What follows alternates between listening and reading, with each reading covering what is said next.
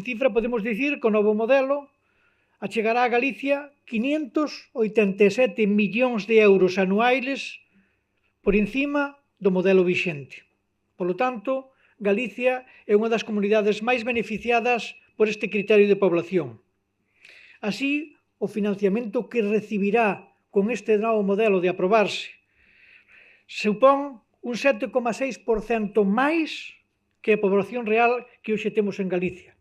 É dicir, para que o entendamos, con eses 587 millóns de euros é como se Galicia tuvese 205.000 habitantes máis dos que aparecen a día de hoxe no padrón. Por lo tanto, non é de sentidiño esa palabra a que apela reiteradamente o presidente da Xunta, non é de sentidiño estar pedindo máis recursos, máis fondos e, a súa vez, rexeite os que lle están ofertando a través de sistemas claros.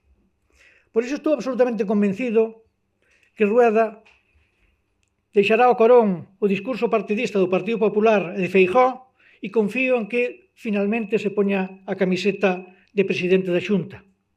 Confío que a defensa dos intereses de Galicia á vista das cifras o leven a avalar este novo modelo, un modelo de financiación que, dende logo, beneficia sobradamente a Galicia.